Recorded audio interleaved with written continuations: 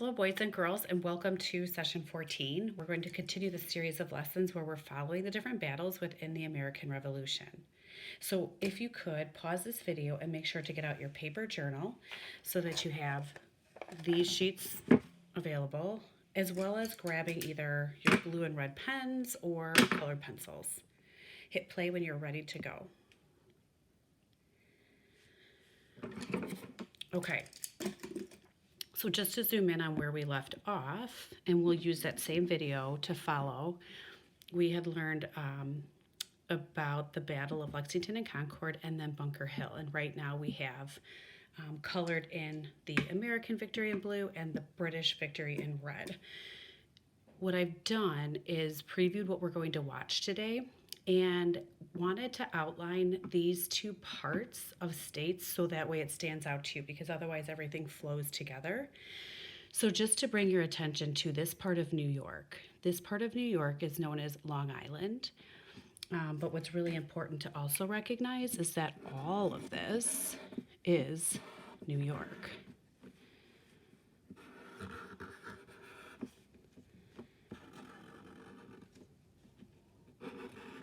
Okay, so this part that stands out into the bay, into the ocean, is called Long Island. Then this small little state down here that I've outlined in orange is New Jersey. So we could even put like New York, New Jersey, and then this is Pennsylvania right here. So I'm just going to put a PN. Okay, so now that you have that sort of background knowledge in your mind as we watch the next video, it'll help you to understand where they're going in their path. Last time we left off, we had read Henry and the Cannons, and Henry had brought all of those cannons back to Boston to help support getting the British out. So where we left off was that the British were leaving this bay, but George Washington was smart enough to know that the war wasn't over. He was curious, where would the British come back to? So let's watch that same video and see what happens next. Knox doesn't lose a single gun. By March of 1776, the American artillery is in place. Unwilling to suffer a bombardment or risk another attack, the British evacuate the city. Washington watches as the fleet sails away. He knows the enemy will soon return in even greater numbers. The question is where?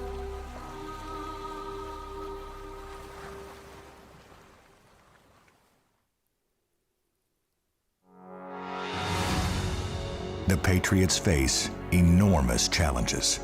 The British Empire wields incredible power.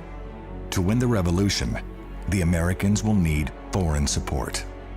In early 1776, France begins to secretly send weapons to the colonists. But before the French will do more, the Americans need to demonstrate their determination. On July 4th, 1776, congressional delegates signed the Declaration of Independence, signaling to France that the United States of America is committed to victory and capable of achieving it. The war for independence has officially begun.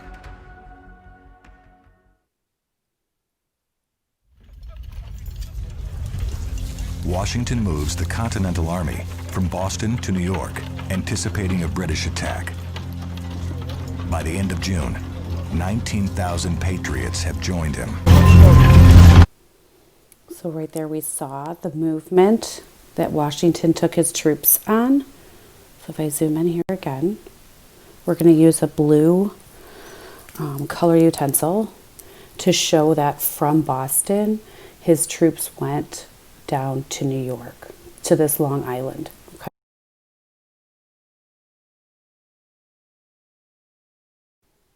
And then the British return. 130 ships, carrying more than 20,000 soldiers, sail into New York Harbor. One amazed American exclaims that all of London is afloat.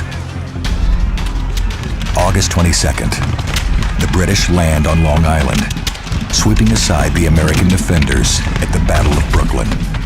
Washington skillfully retreats across Manhattan to Harlem Heights. In September, The British land on lower Manhattan and capture the city, then dislodge the Americans from the defenses on Harlem Heights. Washington retreats again. Part of the army withdraws north to White Plains. So what we just witnessed right there, after Washington took his troops down to New York, British also came back. Britain, that is, came back. So you could draw a red line to show they came back from the sea. And during this time, Britain won that battle. So right there near 7, you can go ahead and color that in red. While another occupies a strong position astride the Hudson at Forts Washington and Lee. William Howe, the British commander, defeats Washington at the Battle of White Plains on October 28th. In November, he decides to remove the threat to his rear at Forts Washington and Lee. The Battle of Fort Washington is a disaster. 3,000 Americans are overwhelmed and captured by the British assault. 4 days later, the British cross the Hudson and capture Fort Lee. Washington's army is reduced to but a few thousand men. With morale low and enlistment set to expire, he retreats across New Jersey into Pennsylvania.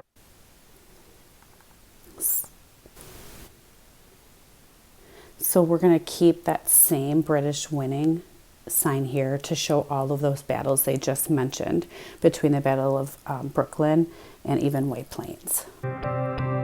All that is stopping the British is the Delaware River and the coming winter. So if we take a look at that map, you can notice on your own map where the Delaware River would be in comparison on your map. So notice it just runs the border of New Jersey, and then Pennsylvania is on the other side. So if we look at our map, if this is this edge of New Jersey that also shares a border with Pennsylvania, this is where that Delaware River would be. Okay, and so this is where Washington retreats to. So if they had just lost it, number 7 there in New York, I am going to show it kind of has this dotted line, but let's have George Washington come over here into Pennsylvania. Convinced the rebels are all but defeated, the British spread out in numerous outposts throughout New Jersey.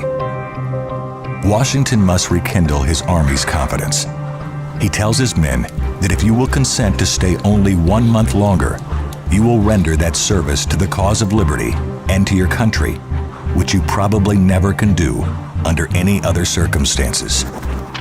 Thomas Paine writes a second pamphlet, The American Crisis, which circulates around campfires and steals the resolve of the patriots. On Christmas night, 1776, Washington makes good on his promise. He moves his forces across the ice-choked Delaware River. It is a desperate and dangerous maneuver, but it works.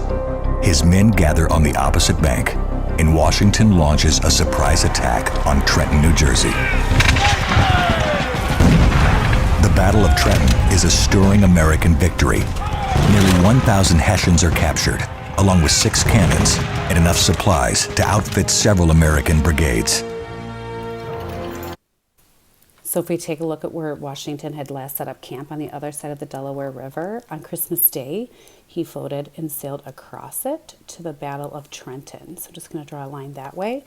And they did win. They won that surprise attack. So if you wanted to use these boxes in here to kind of keep track of what happened, the next event after Bunker Hill, back up here, was such that they were in New York.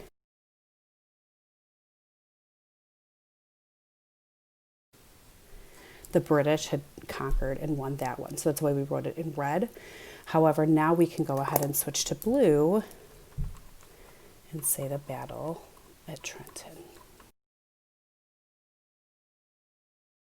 So now we can have Battle of Trenton mentioned in blue because it was a Patriots' victory. 7 days later, Washington presses his advantage, outmaneuvering the main British army and striking the garrison at Princeton. He wins another victory and captures nearly 200 British regulars. So while on our map they're very close together, but you could draw a line to show from Trenton to Princeton, and that Washington did win that war, or that battle. So I'm going to color that in blue. I'm just going to use this as one continuous box, so I might say, again, I've written that in blue to show that it was a Patriot victory. With his army rejuvenated, Washington marches to Morristown and settles in for the rest of the winter. There is almost constant skirmishing between Patriots and British foraging parties, forcing the New York City British-controlled garrison to rely on supplies brought by sea.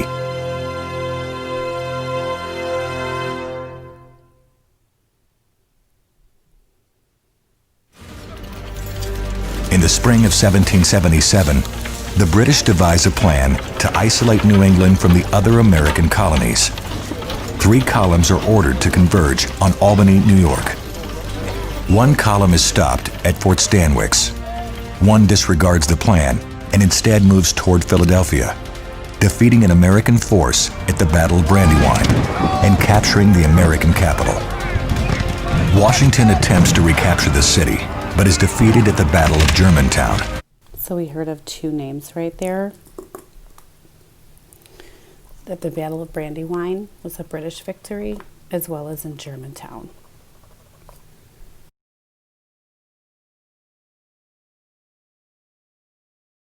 So it's kind of stacking up evenly a little bit here, but now everyone, a lot of the focus is here in Pennsylvania, but know that there are other soldiers camped out here up in New York. So let's see what happens next. Afterward, he moves his army to Valley Forge for the winter. The 3rd British column meets heavy resistance from partisan fighters, giving the Americans time to assemble a large force near Saratoga. The fighting at Saratoga rages from September to October. Victory sways in the balance. Finally, the Americans surround the British army and force them to surrender. So as we mentioned, we had soldiers down here in Pennsylvania, but we also had soldiers up here. And it was this Battle of Saratoga that George Washington just won. So we can put that down here as well. So as we conclude today's following of the battles, we see it's kind of shaping up to be a little bit even here of a match, even though we know that the British Army was much more capable, had a lot more supplies and things of that nature, but America was using their home field advantage, if you will, to try and surprise England and or take over their own ammunition as well. So we have a lot focusing up in here, and I noticed there's some battles down here. So I wonder where this will go, like where we will go next. Something I didn't mention in one of our previous videos was these up here. We had done, if I'm not mistaken, Fort Ticonderoga was earlier. It was when Henry was getting those cannons just before that, and that was also an American victory. Quebec had also happened earlier, but the Americans had lost that battle. So just to kind of keep you in mind or keep you up to date as to some of the behind the scenes that was going on as well. The positive thing was that along the way, the Patriots did win this Montreal battle as well as Crown Point. So stay tuned until next time.